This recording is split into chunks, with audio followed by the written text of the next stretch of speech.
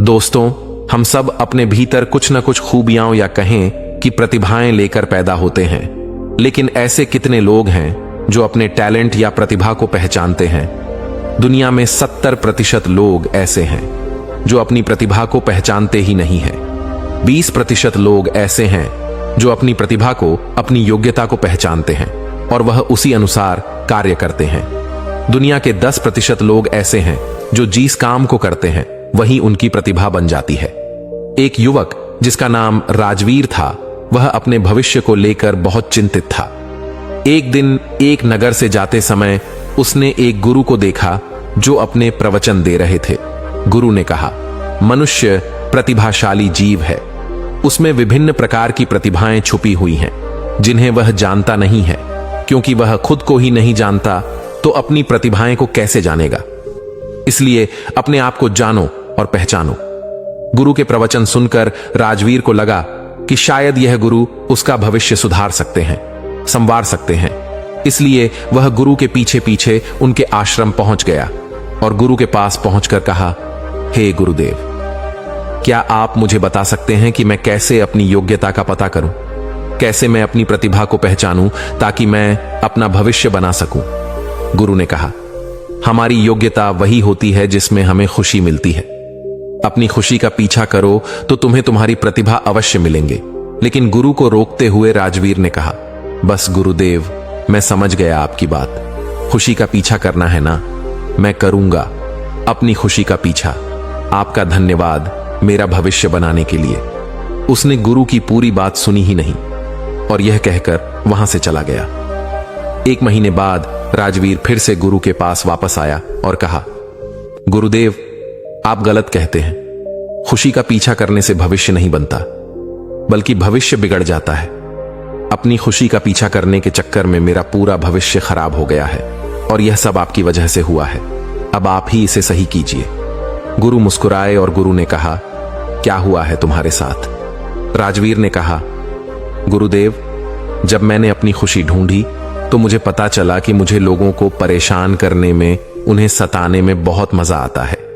बहुत खुशी मिलती है तो मैंने ऐसा ही किया। पर एक दिन मैं पकड़ा गया और लोगों ने मुझे बहुत मारा। फिर मुझे पता चला कि मुझे चोरी करने में बहुत मजा आता है तो मैंने चोरी करनी शुरू की। पर मैं एक दिन पकड़ा गया, तब लोगों ने मुझे फिर से बहुत मारा। तब मैंने बहुत सोचा और मुझे समझ आया कि मुझे लड़कियों को घूरने में और उन्हें देखने में बहुत मजा आता है। इसलिए मैं चुपचाप उन्हें नदी किनारे नहाते हुए देखा करता, जिससे मुझे बड़ी खुशी मिलती। लेकिन एक दिन उन्होंने मुझे देख लिया और गांव वालों से मेरी शिकायत कर दी। तब गांव वालों ने मुझे बहुत मारा और गांव से निकाल दिया। और यह सब मेरे साथ आपकी वजह से ही हुआ है। मेरा भविष्य बनाने की जगह आपने मेरा भविष्य बिगाड़ दिया है। गुरु ने कहा, जो तुमने किया वह कोई प्रतिभा नहीं है, यह बुराई है और बुराई करने में मजा आता ही है। शुरू में लगता है कि खुशी मिल रही है, पर जैसे ही तुम पकड़े जाते हो खुशी गायब हो जाती है। क्या अब तुम्हें वह सब करके खुशी का अनुभव हो रहा है? राजवीर ने कहा, नहीं गुरुदेव, अब तो बहुत बुरा लग रहा है। गुरु ने कहा, प्रतिभा, यह योग्यता रचनात्मक होती है और यह बुराई में नहीं मिलती, यह अच्छाई में होती है। तुम्हारी योग्यता निर्माण का कार्य करती है, न कि विनाश का। तो अपने भीतर रचनात्मक योग्यताओं को ढूंढो जिनमें तुम्हें खुशी मिलती है। लेकिन राजवीर ने गुरु को रोकते हुए कहा, बस गुरुदेव, मैं समझ गया आप जो कहना चाहते हैं, वह मैं सब समझ गया। अच्छाई में योग्यता ढूंढनी है ना, प्रतिभा ढूंढनी है, खुशी ढूंढनी है। उसने गुरु की पूरी बात सुनी ही नहीं और यह कहकर वहां से चला गया। 1 साल बाद राजवीर वापस गुरु के पास आया और गुरु से कहा, गुरुदेव, आप सत्य कहते हैं। आपकी वजह से मेरा पूरा भविष्य बर्बाद हो गया। मैं कहीं का नहीं रहा। मेरे पास जो कुछ था सब लूट गया। गुरु ने कहा, क्या हुआ है तुम्हारे साथ? राजवीर ने कहा, गुरुदेव, मैंने अपनी खुशी को ढूंढा तो मुझे कुछ मूर्तियां दिखाई दी, सुंदर सुंदर मूर्तियां। उन्हें देखकर मेरा मन बड़ा प्रश्न हुआ।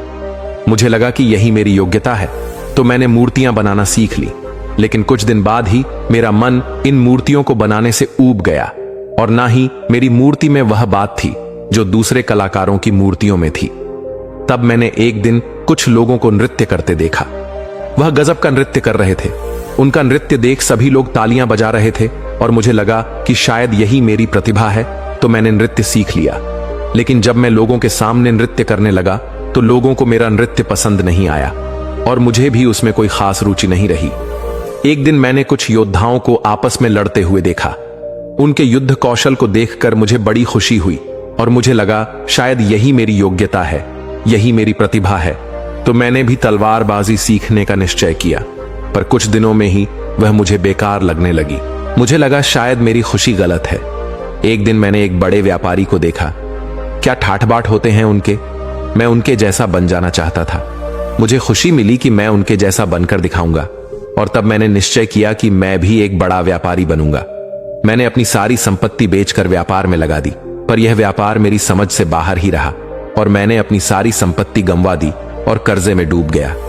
जिस भविष्य को संवारने की चिंता मुझे खाई जाती थी, अब वह नहीं रहा, सब बिगड़ गया।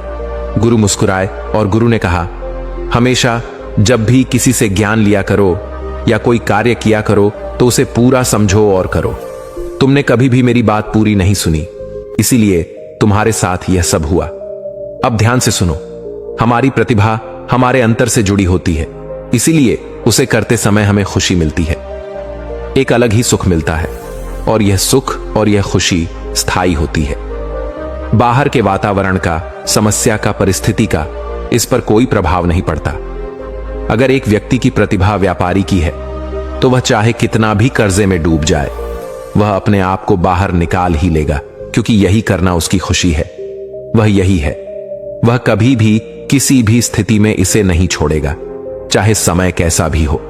राजवीर ने कहा, तो गुरुदेव क्या मेरी कोई योग्यता ही नहीं है, कोई प्रतिभा ही नहीं है, मैं ऐसे ही बेकार हूं? गुरु ने कहा, यही तो पहचानने और जानने की बात है। मैं जानता हूं तुम्हारी प्रतिभा क्या है। मैंने देखा है तुम्हें कई बार तुम्हारी प्रतिभा के साथ। राजवीर ने कहा, मुझ में क्या प्रतिभा है गुरुदेव, जो मुझे ही नहीं दिखाई दी और आपको दिख गई? गुरु ने कहा, क्योंकि आजकल प्रतिभा का मतलब मान सम्मान और रुपए पैसे से समझ लिया जाता है, इसलिए व्यक्ति वही करने की कोशिश करता रहता है जिसमें उसे मान सम्मान मिल सके, रुपए पैसे मिल सकें, और वह ऐसी चीजों में अपनी प्रतिभा को खोजता रहता है। यह बात याद रखना, रुपए पैसे से प्रतिभा नहीं आती, योग्यता नहीं आती, बल्कि प्रतिभा से, योग्यता से मान सम्मान, रुपया, पैसा, धन, दौलत आता है। पर अगर यह सब ना भी हो तब भी आपकी प्रतिभा आपके सुकून का कारण बनती है, आपकी खुशी जो आपके अंतर से आती है। राजवीर ने कहा, आप सही कहते हैं गुरुदेव, पर आपने मुझे बताया नहीं कि मेरी प्रतिभा क्या है। गुरु ने कहा, तुम्हारे थैले में क्या है? राजवीर ने कहा, कुछ नहीं, बस कुछ कविताएं, कुछ गीत जो मैंने लिखे हैं। गुरु ने कहा, और यह तुम कब से लिख रहे हो? राजवीर ने कहा, पिछले 7 सालों से। गुरु ने कहा, क्या कभी जब तुम उदास रहे, जब तुम दुख के द्वार से गुजर रहे थे, और जब तुम खुशियों से भरे थे, और जब तुम्हारे पास कुछ नहीं बचा, और जब तुम्हें लगा कि तुम्हारा भविष्य खराब हो गया है, तब भी क्या तुम अपनी कविताओं और गीतों के साथ थे, या तुमने इन्हें छोड़ दिया था? राजवीर ने कहा, नहीं, बल्कि मैं अपने बुरे समय में इनके और करीब था। गुरु ने कहा, यही तुम्हारी प्रतिभा है, यही तुम्हारी योग्यता है। इसके अलावा तुम्हारे पास और भी योग्यताएं और प्रतिभाएं हो सकती हैं, पर इन्हें खोजना तो तुम्हें ही पड़ेगा, क्योंकि यह तुम्हारे अंतर में है। राजवीर ने कहा, गुरुदेव आप सही कहते हैं, पर मैं इन कविताओं से, इन गीतों से धन तो नहीं कमा सकता, सम्मान तो नहीं पा सकता, लेकिन खुशी और सुकून जरूर मिलता है। गुरु ने कहा, अपनी प्रतिभा को निखारो, तुम्हें बहुत कुछ मिलेगा। राजवीर गुरु को प्रणाम कर वहां से चला गया और 2 साल बाद वह वापस अपने रथ के साथ वापस आश्रम में आया। वह रथ से उतरा और गुरु के पास पहुंचा और गुरु से कहा, गुरुदेव आपकी वजह से मेरा भविष्य बदल गया है, सुधर गया है। अब राजा के दरबार में मैं राजकवि हूं और यह सब आपकी वजह से ही हुआ है। आपका धन्यवाद।